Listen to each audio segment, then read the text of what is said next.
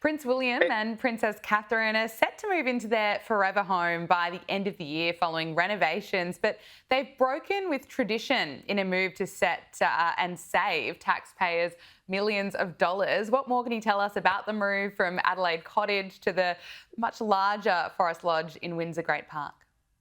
Well, first, it's an absolute delight to join you, Gabriella. You're right. What's happened? It's these forever homes. They're moving from Adelaide, well, not your wonderful city, but rather the name of their cottage. I call it a cottage, but it's a four-bedroom house. Wow. And what they're going to do, they're going to move to an eight-bedroom house because they want privacy and they want a bit more space and they want to move on from what's been a pretty awful period. Obviously, we had the terrible diagnosis of cancer for Princess Mm. Catherine.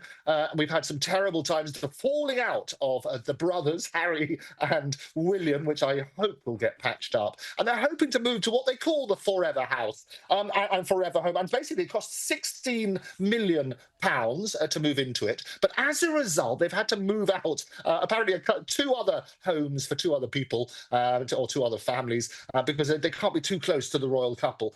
So that's it. What's the good news is, Gabriella, is that they're going to be paying for the renovations themselves. So rather than saying to the taxpayer, you've got to fork up for this, they themselves will dig into those rather deep royal pockets and pay for the relevant decorations and everything else. And the interesting thing is there's a whole history of this, where the royal family went through a stage when they weren't very popular in the public eye. And the Queen, being very good about this, turned around and thought, well, okay, how can I make it better? And one of the things she started to do was to turn around and say, well, I'll start paying taxes, I'll start paying for some of my own things, and I've cut down on other royal expenses. And as a result, the public increase in popularity was quite phenomenal, seismic change in that. And the late Queen, Queen Elizabeth, was basically responsible for that sort of stuff. So I think basically what William and Princess Catherine are doing is looking at that sort of side. Mm. She's adored by everybody in the UK, Princess Catherine, and they've been following her on her journey. And it's extraordinary the support that she's received. And you can absolutely see why she is so popular. As you mentioned, a time to kind of get away from a lot of the drama. There was plenty of drama surrounding Prince Harry. He's, of course, no longer popular at all. And interestingly, Yes. historian Andrew Lownie has not removed allegations about Prince Harry's relationship with Prince Andrew. These are allegations that were made in his new book entitled Details, The Rise and Fall of Prince Andrew, including details about his ex-wife, Sarah Ferguson, details about his friendship with Jeffrey Epstein, and as well as the alleged mistreatment of staff. But tell us about the claims that were made and now, extraordinarily, that Andrew Lownie is not going to remove them. It is extraordinary. And you think of all the things that they mentioned, and you talk about Epstein and the various allegations there, and the allegations of bullying. What would cause somebody to issue a legal letter? Well, yet again, Prince Harry steps up for that. And basically, it's two things. One is the alleged altercation between Prince Andrew and Prince Harry. And the other was an alleged comment that Andrew made about Meghan Markle, now obviously Harry's wife.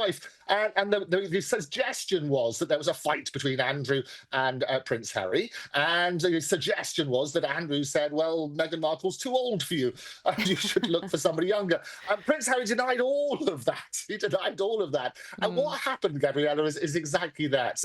They sort of turn around and say, here's a letter before action. We're going to get our lawyers to write a very stiff letter saying it's completely false. HarperCollins and the company within that group sort of turn around and say, well, we're not going to change it too much, but we will put in the audio copy of the book, entitled, as you say, we will put in Prince Harry denies the claims. So that has gone in. But he's very litigious. We've had a number of cases. He kept the courtrooms very, very busy for all sorts of cases. And this is the latest threat. But of all the things to come out, I say it's those two things. It's Prince Harry to sort that, rather than you think Prince Andrew and the various other claims in the book. Yeah, it's wild, isn't it? Now, Prince Harry and Meghan Markle have signed a new deal with Netflix. I mean, Meghan Markle was absolutely mocked for her season that went on air earlier this year, but what can we expect from this one? Well, it's a significantly downgraded deal, is what it is. And if Mm. you remember the fanfare there was for the original Netflix deal, a reported $100 million and that golden handcuff deal as a result. This is what's called a first look deal. I'm here in Edinburgh in the middle of the night at the TV and Film Festival and also the Fringe Festival. And obviously, all the great TV executives from around the world are here. And what a first look deal is exactly that. What they have is they turn around, they might have lots of different projects and Netflix will have the right to say, "Oh, I quite like that," or "No, I don't." And as a result, that's what it is. So there's no real money other than you pay a certain amount for that first look, but there's no guarantee. And I think that's the important point. But it's certainly downgraded. It's certainly a sort of a rather than the megawatt deal that they had for the 100 million. And there was also reports of tensions between the Sussexes and the massive Netflix as a result of the previous Harry and Meghan. And you might remember they wanted to have this reveal before all sorts of wonderful, sensational headlines. And Harry came out with his book Spare, Spare Mm. Us All. And the reality was that he revealed a lot of those stories which were supposed to be exclusive to Netflix in that. So there's reports of Mm. tension between the broadcasting giant and the Sussexes. And it's going to be interesting to see how it pans out. But with love from Meghan and stuff like that, I did try the jam. I was sent a Did sample all the you? way over to the UK. Yeah, I think you have to pay the equivalent of a house in Windsor Park to get it for shipping.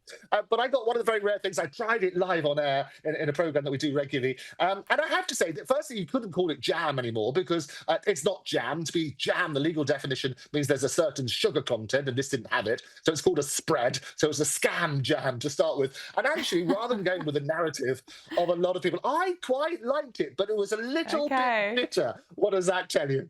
Oh, that's too funny. Well, there you go. I have to ask you about Princess Anne. A new photograph of Princess Yes. Anne has been released by Buckingham Palace to mark her 75th birthday. Now, Princess Anne looked elegant as ever in a blue and white dress and a high collar while leaning gently on a window frame. What did you make of it?